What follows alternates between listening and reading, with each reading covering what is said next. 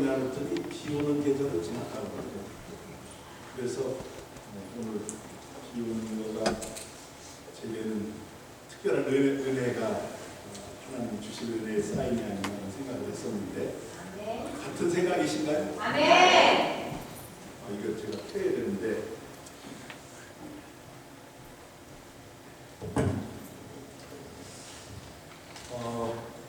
제가 2006년에 산호제 집회를 왔었어요. 13년 전입니다.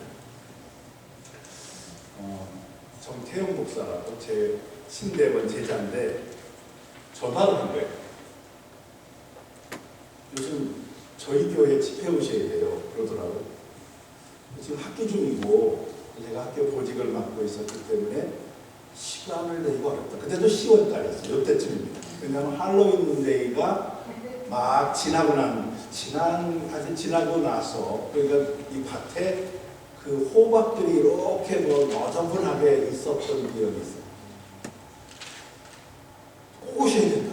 왜 그러냐 그랬더니 제가 신대원 다닐 때 서원 기도를 했대요.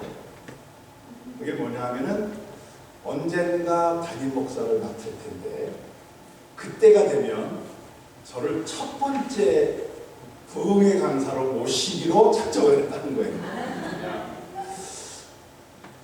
저도 그런 급의 사람입니다, 제가. 근데 그게 너무 감동이 되는 거예요. 저는 기억은 있어요. 왜 그러냐면 이 목사가 카네기 멜론에서 공부했어요. 건축학과에서. 그냥 뭐 여기 와서 공부할 정도면 수제죠. 중간에 하나님께서 부름을 받아가지고 신대원에 들어오는 거예요. 그래서 그거를 제가 알기 때문에 이번에 오다 보니까 카네기 멜론이 여기더라고요. 저는 빛을 보게 되는 줄 몰랐어요. 그래서 오자마자 전화를 했죠. 그랬더니 3년 있었습니다. 그러더라고요. 그때도 이 어셈블리와 가드 순복음교회가 있었다고 그러더라고요. 그래서 이제 통하다 그랬는데, 그래서 제가 학교에 일주일 이제 그 시간을 요청해서 제가 이제 강의 같은 걸 좀 뒤로 미루고 해서 왔었습니다. 그때가 13년 전에. 그때 입었던 옷에 근데 이번에 올라왔는데 복장을 어떻게 할까 하다가 그 생각이 딱 떠올라서 같은 계절이고 그런데 같은 양복을 같은 회사에서 나온 양복을 이게 뭐 비싼 건 아니고 2벌을 샀어요. 지금 이거는 짙은 본색이고 또 하나는 브라운색의 2개를 산 거예요. 2벌을. 근데 이게 캐주얼한 그런 스타일이에요. 전 미국 이게 맞을 거라 생각을 했어요. 이게 맞나요 이게? 멋있어요. 그래서 그 얘기 좀 듣고 싶어서 한 거예요. 그래서 그 2벌을 가지고 왔는데 조합을 하니까 4벌이 되는 거예요. 이게 위아래로 바꿔 입는 거죠. 그럼 2벌이 되고 같은 색으로 나란히 입으면 또 2벌이 돼요. 근데 제가 여기 와서 집회하는 게 4일이더라고. 그래서 제가 이거는 4번 갈아입을 수 있겠다. 그래가지고 첫날 저녁 새벽, 어제 저녁 오늘 새벽, 이게 3번째 옷입니다. 제가 너무 감사하고 이게 그 서부지요. 산호제는 서부고 여기는 동부인데 뭐 6년 전에 이제 프랑스 교회에 와서 집회를 한번 한 적이 있어요. 또 성서대학 25주년 기념으로 특별히 저를 불러서 와서 그때 겸해서 했었는 그 집회를 한 적이 있었는데, 근데 이제 옛날 미국 올 때 생각이 나기도 하고, 또 하나는 14년 됐잖아요. 근데 제 나이 되면 숨만 쉬어도 살이 그런데 이걸 입어보니까 맞는 거예요. 그래서 감사했죠. 제가 말씀드렸듯이 위로 상승하는 비전을 가지려면 몸무게 줄여야 돼요. 이 몸무게가 아니고 삶의 무게를 좀 줄이라는 뜻이죠. 그런데 13년 지났는데도 괜찮다. 그게 감사하다. 제가 이야기를 왜 했는지 모르겠어요. 여러분들하고는 뭐 아이스 브레이크 할 필요는 없는데, 그죠? 그래도 조그마한 제 나름대로의 여기로 오면서 가졌던 생각, 그 생각을 좀 함께 나누고 싶어서 그렇게 했고, 참 하나님의 은혜가 너무 감사하고요. 여러분과의 제가 말씀드렸듯이 조 목사님 인연으로 2월달 이스라엘에서 만났던 인연으로 한 8개월 지난 거죠.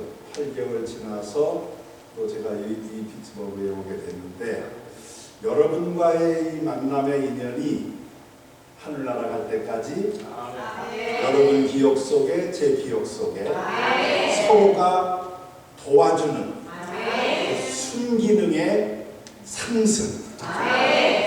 하늘나라 갈 때, 하늘나라에서 만나면 그때라고 옛 추억을 나눌 수 있는 그런 아름다운 관계가 되면 좋겠다. 생각이 좀 듭니다. 오늘 말씀은 아론의 축복 기도 내용입니다. 아마 이 아론의 축복 기도를 설교로 주제로 삼기에는 조금 버거운 주제일 수도 있고, 이게 좀 참 쉬운 주제는 아닙니다. 오늘 제가 이 주제를 삼은 여러 가지 이유가 있는데, 그 중에 하나가 이 내용은, 이건 이제 아론의 축도인데 이것도 구약의 축도라고도 합니다.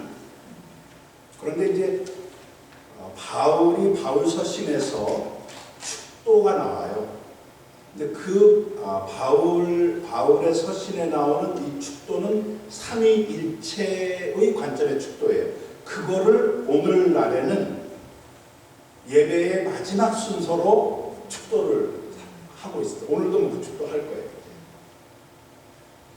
그런데 이제 이 구약과 신약, 아론의 이 축복 기도가 주어진 때하고 바울이 삼위일체 중심의 축도를 기록한 거하고는 1500년이라는 기간이 지납니다. 어마어마한 시간이죠. 1500년. 그런 긴 시간인데도 불구하고 내용은, 결론을 말씀드리면 내용은 같습니다. 이건 신구약의 상통이에요. 구약이 따로 있지 않고 신약이 따로 있지 않습니다. 이 두 개가 통하도록 하겠습니다. 그런 점에서 이제 이 두 신구약의 1500년의 긴 시간의 공백이 있음에도 불구하고 하나님 말씀은 하나다 하는 것을 배울 수 있겠고, 또 하나는 예배의 마지막 순서거든요. 우리 말에 마지막이 좋아야 전체가 좋습니다. 그래서 유종의 미라는 말을 써요. 마지막을 아주 아름답게. 저는 여러분의 삶이 그런 유종의 미가 되기를 바라요. 초반에 잘 살아도 중간에 휘청거리고 말년에 가서 이게 어려워지면 보는 사람도 안타깝습니다. 하나님도 그러실 거예요. 근데 처음에는 고생 많이 하는데 이게 갈수록 점점 뭐 하나님 앞에 영적으로나 삶의 뭐 모든 면에서 아름답게 잘 사는 모습 보면 기분 좋고, 그렇게 살다가 하나님 앞에 가면 그것보다 더 행복이 없겠어요. 유종의 미를 거둬야 되는데, 그런 점에서 우리 오늘도 찬양에 나왔는데 가장 행복한 시간이 예배입니다. 예배가 우리가 하나님께 드릴 수 있는 가장 값진 예물이요 재물인 것입니다.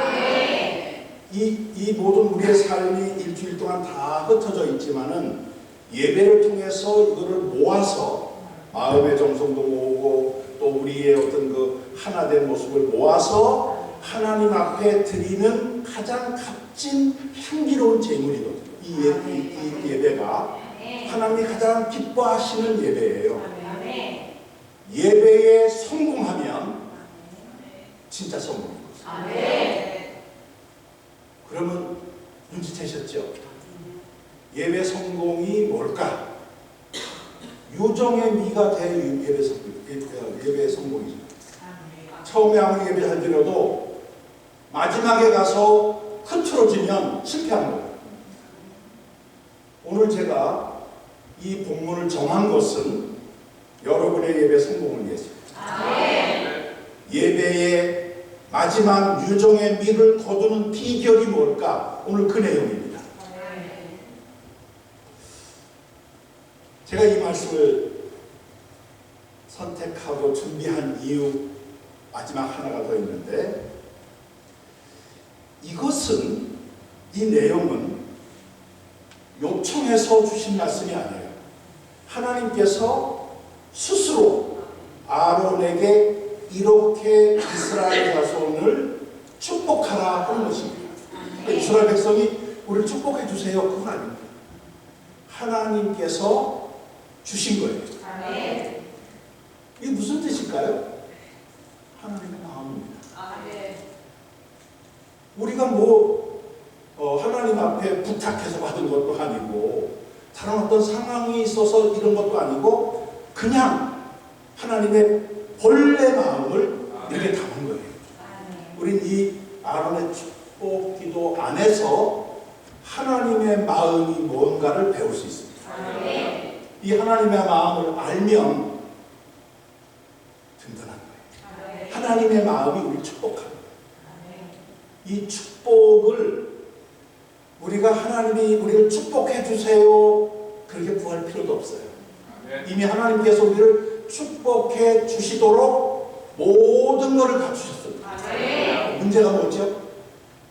준비를 해야 됩니다. 제가 이번 집회에서 계속 강조하는 게 뭐냐면은 준비를 하나님이 원하신다. 이 준비된 자만이 받는 거예요. 준비 안 되면 아무리 많은 비가 내려도 다 흘러 없어져 버립니다. 하나님의 축복을 이렇게 주기를 원하시는데 우리가 이거를 받을 준비가 돼야 되는데 오늘은 그 받을 준비를 어떻게 해야 될 것인가 그 내용입니다. 그러니까 이거는 아론의 축도라는 포장으로 되어 있긴 하지만 이건 우리가 예배를 통해서나 우리의 삶 속에서 하나님의 축복을 놓치지 않기 위해서나 우리 모든 전체에서 이 말씀은 핵심 중에 핵심입니다. 이 신나는 내용이에요. 오늘 이 내용을 함께 보시겠는데 그 내용이 또 제가 선호하는 세 가지예요. 그래서 저는 이 셋이라고 하는 거가 세 단락이 성경적이다. 하나님 숫자다. 그래서 4개는 안 만들겠습니다. 3개로 만들겠습니다. 성경이 3개니까. 하나님께서 아론을 통해서 우리에게 주시는 복 3가지. 첫 번째 뭐죠? 같이 한번 읽겠습니다. 24절. 여호와는 내게 복을 주시고 너를 지키시길 원하며. 여기에 매 3개의 축도 맨 마지막이 모두가 다 원하며로 끝납니다.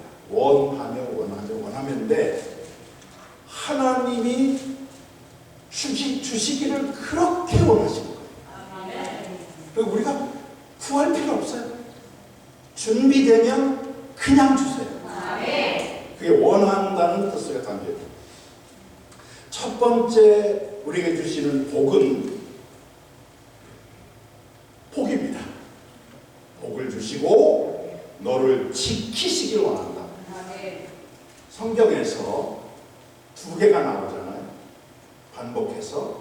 그러면 그거는 영어로 핸다이디스인데 가장 대표적인 표현이 브레드 버터입니다.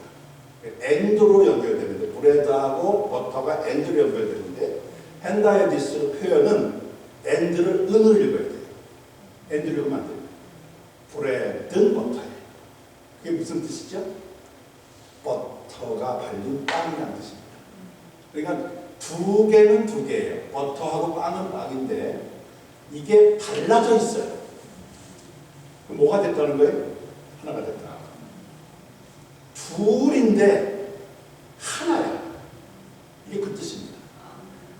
자, 그러면 하나님이 복을 주시고 너를 지키시길 원한다. 그러니까 복을 주신 거하고 지킨다는 거가 합쳐지면 어떻게 되죠? 복을 주시는데 계속 유지하게 해줍니다. 그러니까 나를 지켜주시는 것하고 복 주시는 게 따로 있는 게 아니에요. 복을 주시는데 계속 유지시켜 주신다. 그러니까 축복이죠. 그냥 복을 줬다가 방치해버리는 게 아니라 그 복이 계속 유지하도록 하나님이 지켜주신다. 그래서 우리의 복은 하나님 앞에 갈 때까지 계속 유지가 되는데 이번 주제에 따르면 비교급 상승의 복입니다. 날마다 복의 질과 양이 올라가는 이게 우리에게 주신 하나님의 축복이에요. 복을 주시는데 하나님 앞에 갈 때까지 그거를 유지하도록 지켜주신다. 복을 받는 것보다 더 중요한 것은 지키는 것입니다. 그 복을 어떻게 마지막까지 지킬 것인가 걱정할 필요 없이 하나님이 해주신다. 우리가 그거를 준비만 하면 됩니다. 자, 여기에서 하나님께서 인간을 창조하실 때 제일 먼저 준 게 뭐냐 하면 복입니다. 1장 28절 하나님이 그들에게 복을 주시면 하나님이 인간을 하나님의 형상대로 창조하신 뒤에 그 인간에게 주신 복입니다. 그들에게 복을 주시며 이 복이라고 하는 것은 하나님 인간을 창조하시고 기본으로 주신 거예요. 기본으로. 복이 따로 있는 게 아니라 인간 창조 자체가 복의 복. 이게 복으로 창조한 인간을 그러면서 그들에게 이르시되 생육하고 번성하고 땅에 충만하라. 번성의 복. 이게 복입니다. 번성의 복. 땅을 정복하라. 그 땅을 내 것으로 삼는 거예요. 바다의 물고기와 하늘의 새와 땅에 움직이는 모든 생물을 다스려라.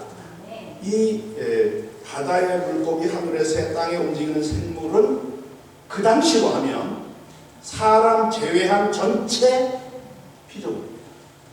그러니까 하나님께서 사람을 창조하셨는데 동시에 다른 것도 다 창조했잖아요. 근데 그 살아있는 것으로는 바다, 하늘, 땅에 있는 물고기, 새, 짐승인데 이거를 다스리도록 위임해 주셨다.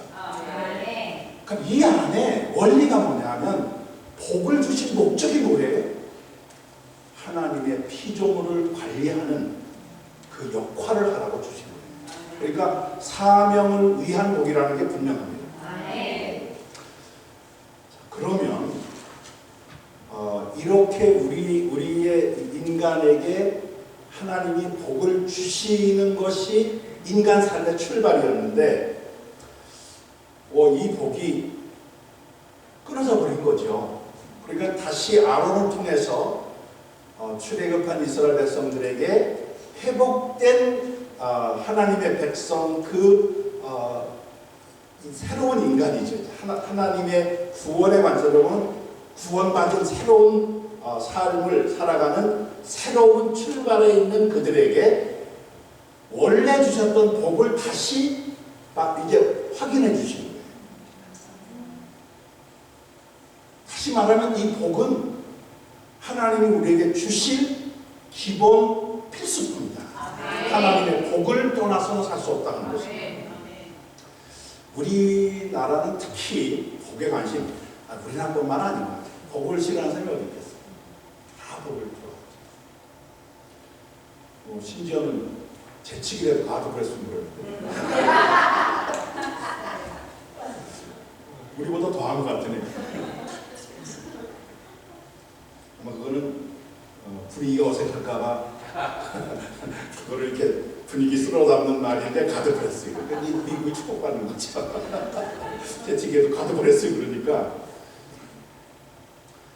우리는 특히 이제 복을 좋아하는데 오복이 있어요. 오복. 잘 아시죠? 뭐 그거는 여러 가지 이제 그 복의 이제 종류를 얘기할 수 있는데 뭐 장수의 복, 부자가 되는 복, 성공의 복, 높은 자리에 올라가는 복, 건강의 복, 또 자녀가 많은 복, 뭐 이런 복들을 되게 이제 우리가 한국 사람이 좋아하는 복으로 이제 취급을 합니다. 저는 이 복은 하나님의 진짜 복의 결과들입니다. 그러니까 이 결과는 주어지는 거예요. 우리가 그 결과를 만들려고 애쓰면 안 돼요.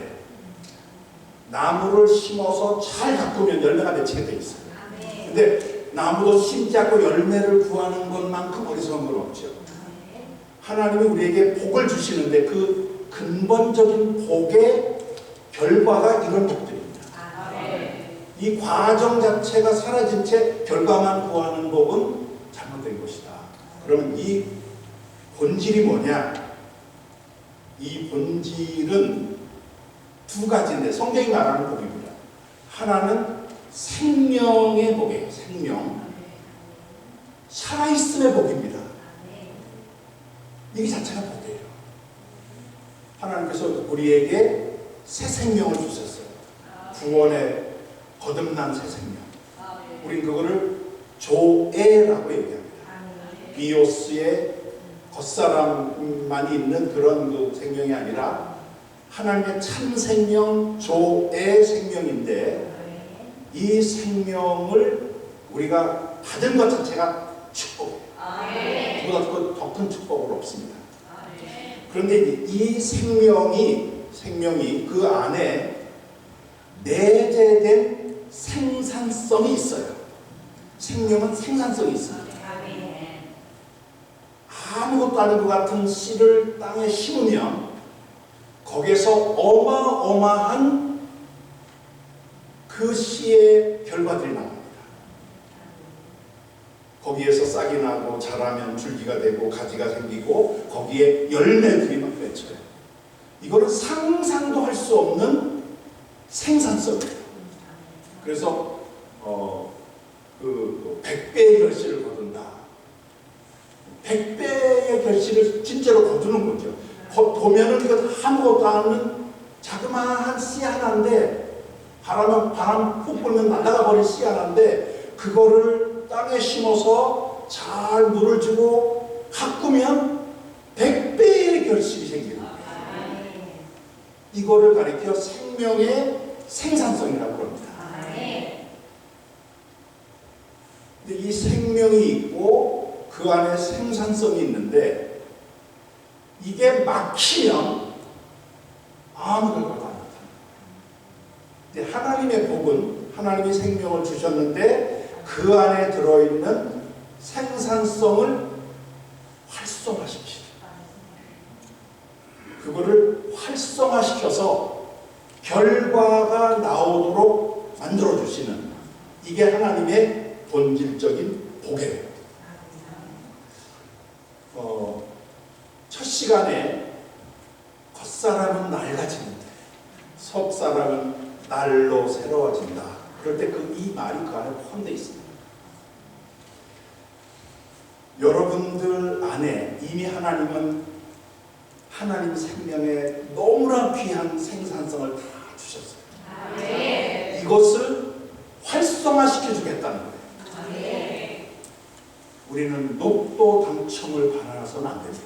아멘. 그거는 결과를 심지도 않는 결과를 구하는 거기 때문에 하나님께서는 씨를 심어 가꾸듯이 우리에게 정상적인 축복의 프로세스를 하나님께서는 원하고 계세요.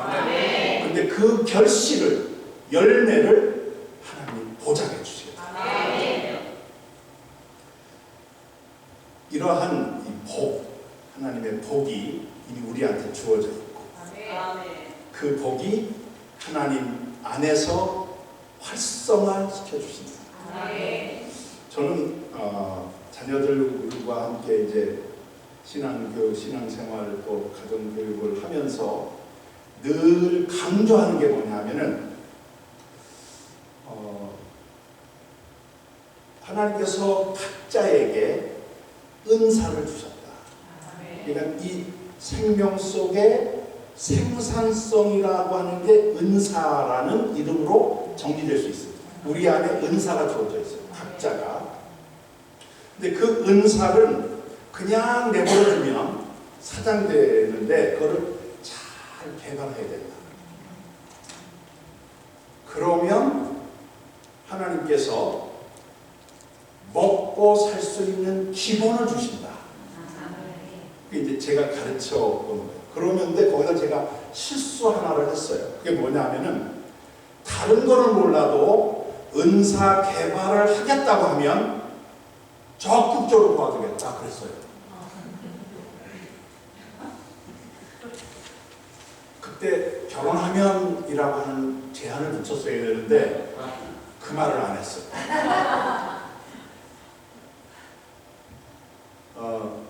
뭐 나름대로 자기 은사를 따라 이제 자기 적성에 맞는 공부를 하고 또 다 그렇게 성장해서 나름대로 활동을 하고 있는데 아니 이 시집 가면은 그쪽 사람 집이 되는데 은사 개발을 한다고 청구서 가고 이게 돈이 이렇게 들어간다.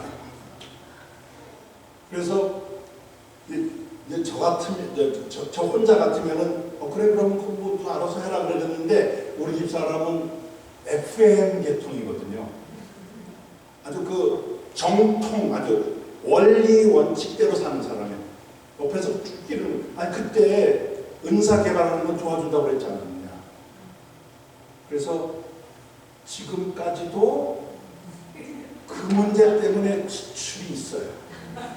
그런데 너무 감사해요. 너무 기뻐요. 이해가 되시죠? 아니 시집간 녀석에게 돈을 이렇게 듬뿍 주는 게 쉽지 않잖아요. 그건 너무 좋은 거예요. 은사 개발한다. 은사. 하여튼 이 은사를 개발하는 거가 굉장히 중요하다. 그거는 하나님의 생명, 하나님의 축복을 활성화시켜주는 가장 정확한 방법이다 하는 것입니다. 저는 이 은사가 죽을 때까지 가는 거라고 봐요. 그게 하나님의 원리예요. 은사라고 하는 거가 제가 간단하게 설명을 하면 카리스마예요. 카리스마. 헬라어로. 근데 그 은사 속에 그 카리스마는 말 속에 두 단어가 더 들어 있습니다. 하나는 카리스라는 단어가 있어요. 카리스마, 카리스. 이게 이제 마만 빼면 카리스가 돼요. 같은 어원. 그런데 그보다 더 본질적인 게 있는데 카라예요. 카라. 이것도 역시 마찬가지 같은 어원입니다. 카리스마라고 하는 것은 기능적인 능력을 말합니다. 하나님이 우리에게 카리스마를 주셔요. 내재시켜 주시기도 하고 후천적으로 성령을 통해서 후천적 카리스마를 주시기도 해요. 성경이 얘기한 것입니다. 내가 우리에게 생명을 주시면서 그 안에 심어놓은 카리스마도 있고 그것을 더 활성화시키기 위해서 후천적으로 성령의 선물로 우리에게 주시는 열매로 주시는 카리스마도 있어요. 제가 볼 때는 성령의 열매로 주어지는 후천적 카리스마는 보조적인 거예요. 본질은 태어날 때 심어주신 카리스마입니다.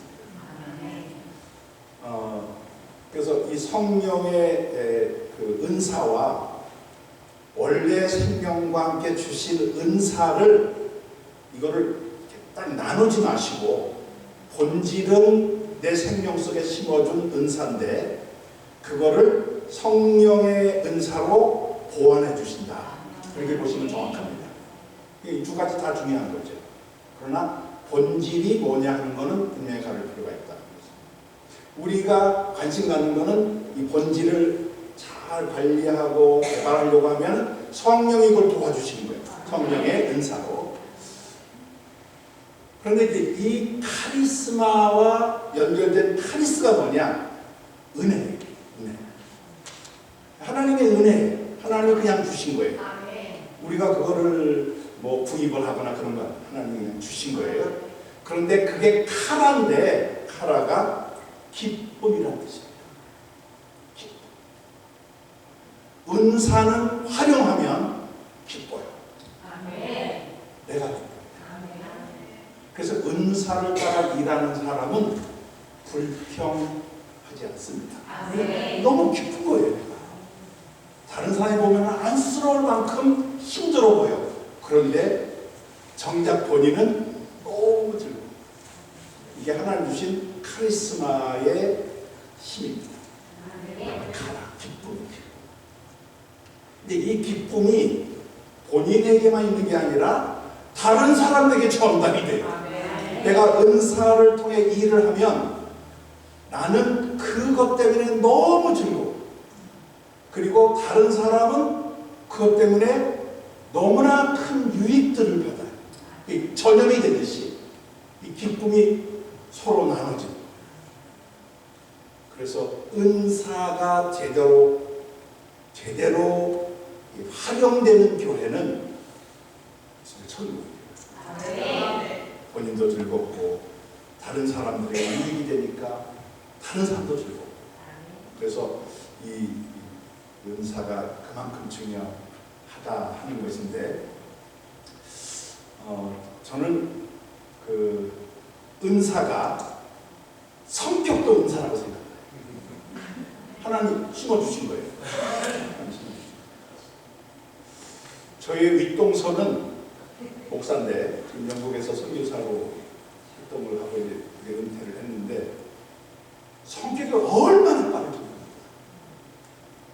그러니까 여기서 우리 앉아가지고 어디 좀 갈까 그렇게 이제 상의를 하잖아요.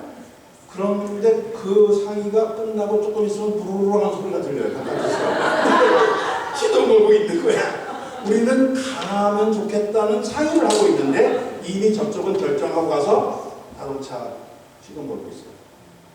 그런 사람이 있어요. 그건 말리지 못합니다. 그건 내버려둬야 되고 잘했다고 해요. 근데 저는 한 가지 일을 하려면 한 두세 번은 두들겨 봐요. 답답하죠. 그런데 우리 큰 동서는 일은 벌리는데 정리를 잘 못해요. 그건 제 몫이야. 그래서 그 주변에서 저희 가족이 둘이 하나가 되면 기가 막힌 줄 알아요. 근데 이거 말리지 못합니다. 말리지 못하는데 그 자체가 하나님의 은혜예요. 이렇게 하시면 돼요. 이렇게 하시면 상대방을 나와 다르다고 비판하지 마세요. 그는 그의 몫이 있다. 그리고 자기가 할 일을 자기가 스스로 하는 거예요. 상대도 마찬가지예요. 상대방도 다른 사람이 나 다르다고 비난할 필요 없어요. 비판할 필요도 없고 그 사람은 그 사람이야. 이렇게 해서 조화가 되면 기가 막힌 공동체입니다. 은사는 혼자 하라고 주어진 게 아닙니다. 이렇게 결합해서 함께 하라고 주어진 겁니다. 저는 남녀도 은사라고 봐요. 감동 안 받으시네? 여러분이 남자로 태어나고 싶어 태어났어요? 주신 거예요. 카리스예요. 카리스. 하나님이 그냥 주신 거예요. 근데 남자와 여자가, 물론 남자 중에 여자 같은 남자도 있고 또 여자 중에 남자 같은 여자도 있어요. 가끔가다 거의 그런 분이 있어요. 그런데 본질은 여자는 여자고 남자는 남자예요. 근데 이 남녀의 구분 자체가 하나님께서 주신 거기 때문에 그것마저도 은사라고 봐야 된다 하는 거죠. 이 은사를 따라 살면 그만큼 서로에게 유익이 되는데, 성경에서 남녀를 정의하는 가장 유명한, 모두가 아는 남녀 관계가 뭔지 아시죠? 돕는 배필입니다. 그런데 창세기 1장에서 남녀가 계속 나와요. 창세기 1장 27절, 하나님이 인간을 창조하시되 남자와 여자를 창조했다. 그러니까 인간은 기본적으로 남자 여자예요. 이 둘이 하나예요. 그런데 이 둘 관계를, 남자와 여자의 관계를 돕는 배필이라고 규정합니다. 여기에서 이 돕는 배필이라는 말이 번역이 조금 마음에 안 들어요. 제가 마음에 안 드는 거 많이 여러 번 말씀드리는데, 그거는 성경이 마음에 안 든다는 게 아니라 번역이 참 그렇다. 이 단어가 에제르 켄레그도라는 단어인데, 에제르 켄레그도 같이 한번 해보실까요? 에제르 켄레그도. 에제르라는 말은 도움이라는 뜻입니다. 도움. 에베네셀 아시죠? 그 도움의 돌, 도움입니다. 그러니까 두 사람, 남녀 관계, 부부 관계든 아니면 이 공동체 관계에서 일단 중요한 게 도움의 관계라는 거예요. 서로가 서로를 돕는 거예요. 아까 말씀드린 성격이 다른 두 사람이 함께 모였을 때 온전함을 이룰 수 있어요. 하나만 있으면 이게 어딘가 펑크가 나게 돼 있어요. 그런데 둘이 모여서 하나가 될 때 온전해진다. 그래서 이 기능적인 분담이라고 에제르, 도움을 설명할 수 있습니다. 그러니까 이 남녀라는 공동체의 기본은 도움의 관계다. 기능적인 도움의 관계다. 그러면 켄레그도라고 하는 거, 그러니까 여기서 돕는으로 번역된 게 에제르죠. 배피로 번역된 게 켄레그도인데, 이 안에는 세 단어가 들어있어요. 하나는 캐라고 하는 단어인데, 이거는 무엇과 같다라는 전치사예요. 영어로 말하면 as나 like 같은 거예요. 그 다음에 이제 뒤에 붙은 오, 네그도에서 오는 그라고 하는 인칭대명사입니다. 그의 뭐 이런 소유격입니다. 가운데 있는 게 네게드인데, 네게드. 그러니까 캐, 네게드, 오인데 이게 합쳐지면 캐, 네그도가 돼요. 축약이 돼가지고. 그러면 그 안에 뒤에 있는 이 네게드가 뭐냐 하면은 마주보고 있다는 뜻입니다. 마주보고 있다. 그러니까 그걸 합치면은 그와 마주보고 있는 것 같은 그런 뜻입니다. 전치사 구죠. 소위 말하는 전치사 구. 자, 여기서 이제 마주본다는 게 뭔가? 히브리어에서 이 네게드는 반대한다는 뜻도 있고 마주본다는 뜻도 있고, 서로 심한 갈등 관계를 얘기할 때 너는 내 편 아니야 그럴 때 너는 난 네게드라는 이렇게 표현을 씁니다. 내 편이 아니라 그럴 때. 그러니까 서로 마주보는데 돌아서면 남이 되는 이런 아주 딱 아주치는 역할이에요. 저는 이 네게드라는 이 단어를 어떻게 해석하느냐 하면 인격적 동등성이다. 그러니까 남녀가 차별되는 게 아니라 마주볼 수 있는, 1대1로 마주볼 수 있는, 그 부정적으로 볼 필요 없어요. 이게 인격적 동등성이에요. 너도 하나, 나도 하나. 너도 하나님의 피조물, 하나님의 자녀, 나도 하나님의 자녀. 이런 거예요. 그래서 캐네그도 하나님의 피조물로 동등한 인격을 가진 독자적인 것으로서의 서로 돕는 관계다. 그런 뜻입니다. 제가 왜 이 번역이 마음에 안 드느냐 하면, 돕는 배필로 하면 돕는이 수식어가 되고 없어요. 그런데 히브리어로 가면은 수식어가 뭐죠? 켈레고도죠. 왜냐면 그 전사구니까. 뭐뭐과 같은 설명을 하고 있는 거예요. 진짜 중요한 핵심은 에제르 도움입니다. 그러니까 우리말 번역이 기가 막힌 번역은 맞는데, 돕는 배필이라는 말이, 그런데 뒤집어진 거예요.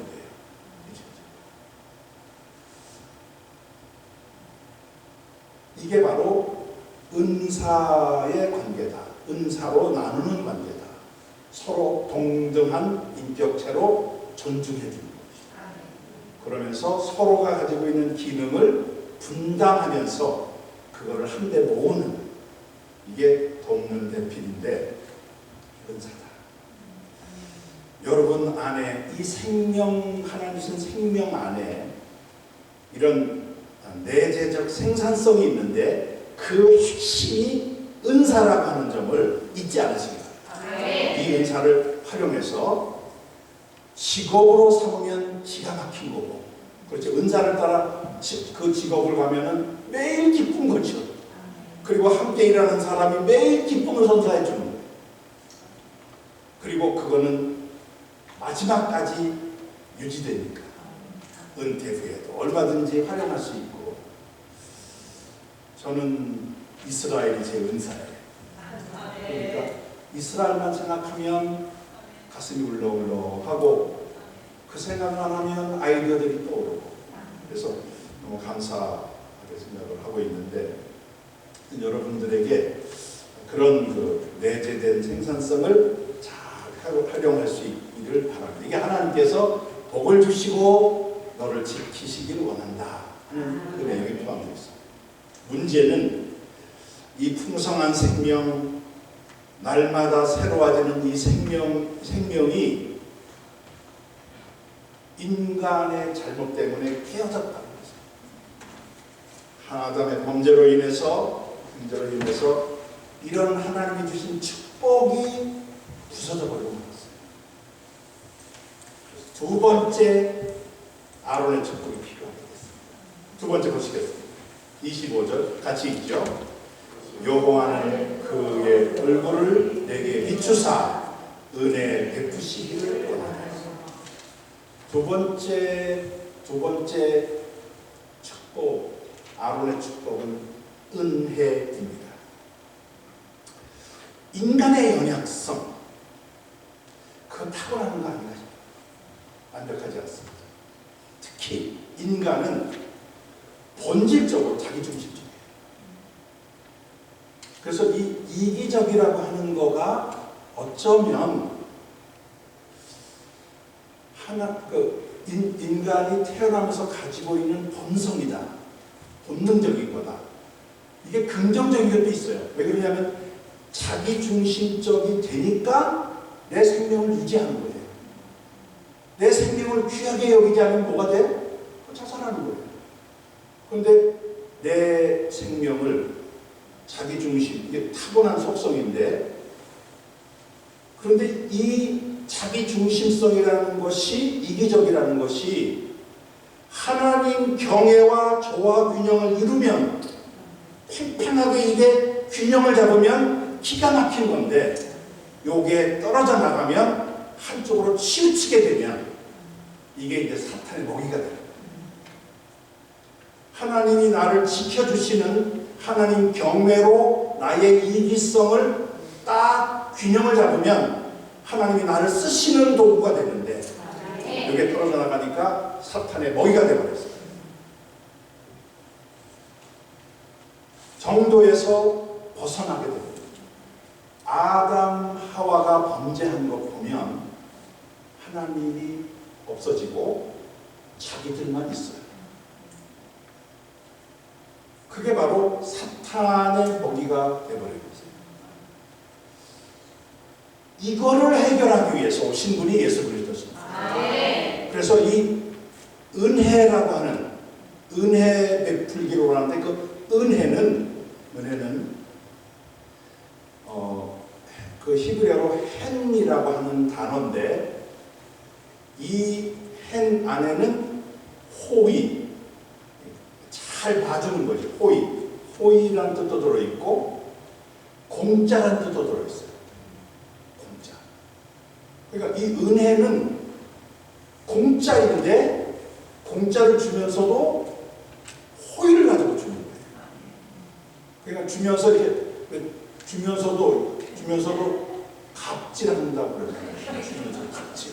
그게 아니라 주면서도 호의로 불쌍히 여기는 마음으로 보살피는 마음으로 주는 거예요. 이게 이제 은혜인데 예수님의 십자가 위에서 우리의 죄값을 대신 받으신 바로 그 예수님의 모습 속에 우리의 죄값을 아무 대가 없이 용서해 주시는 공짜로 그걸 주시는 은혜와 그렇게 하시면서도 그 옆에 있는 강도를 오늘 밤 나와 나보내 있습니다.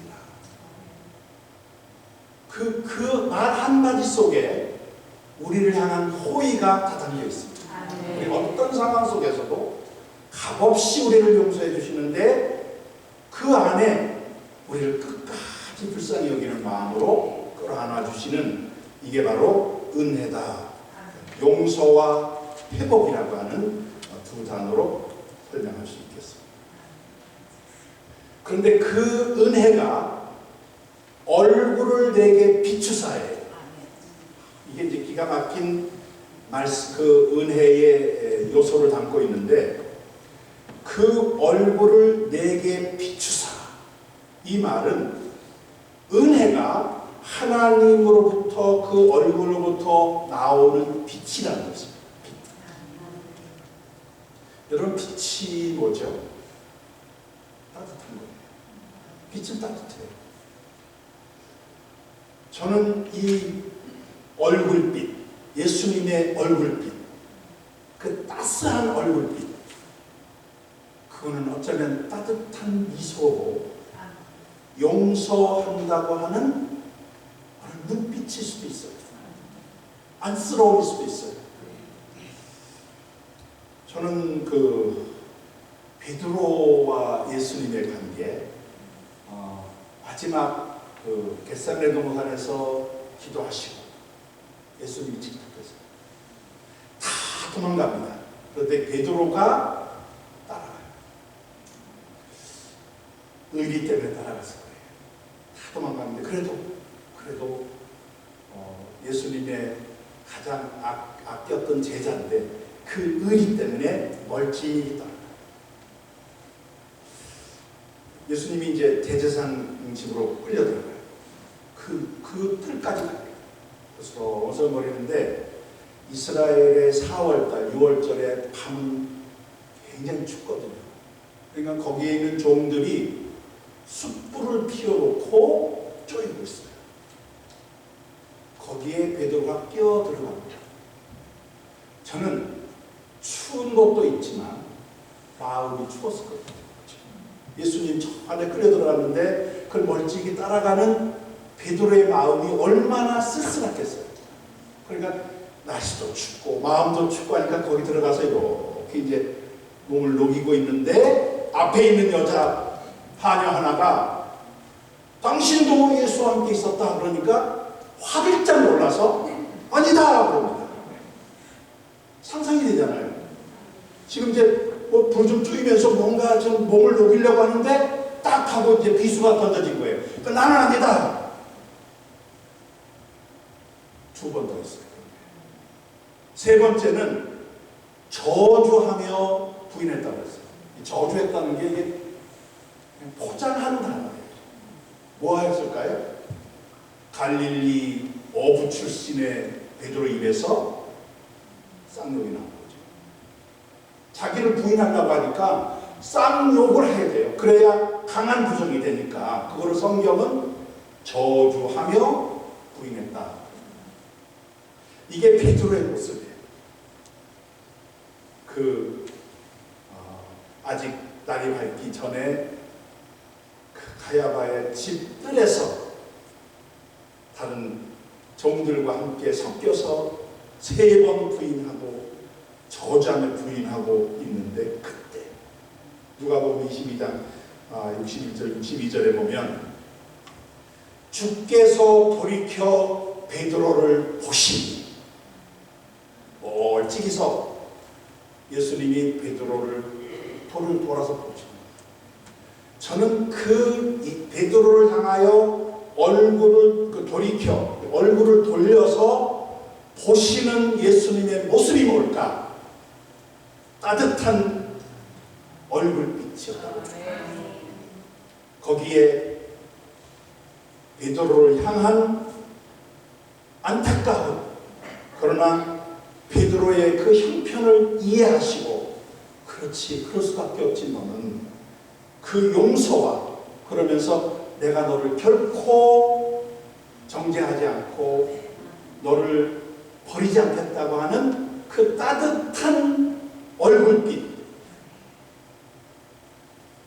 그게 바로 그의 얼굴을 내게 비추사. 혹시 예수님의 그 따뜻한 미소의 용서의 눈빛과 그 온기가 있는 예수님 얼굴을 경험해 볼 수 있습니다. 예수님은 우리를 그렇게 돌아보고 계십니다. 저는 이 용서의 이 따뜻한 온기의 그 용서의 그 빛이 돌아온 탕자를 끌어안는 아버지의 호응이 아닐까 싶기도 합니다. 탕자가 다 탕진하고 돌아오는데 멀리서, 아직도 거리가 먼데 아버지가 그를 보고, 그러니까 멀리지만 알아보는 거죠. 측은히 여겨 달려가 목을 안고 입을 낮췄다. 그럴 때 멀리서, 아직 먼 데서 그를 보았다고 했을 때 이미 거리가 멀지만 그것을 향하여 얼굴빛을 비추는 따뜻한 온기의 용서의 그 눈짓을 이미 비춰주신 탕자의 아버지, 바로 우리를 그렇게 끌어안아 주시는 하나님의 은혜의 호응이다. 말라기 4장 2절에 보면 내 이름을 경외하는 자에게는 공의로운 해가 떠올라서 치료하는 광선을 비추니 너희가 나가서 외양간에서 나온 송아지같이 뛰리라. 여기 보면 공의로운 해가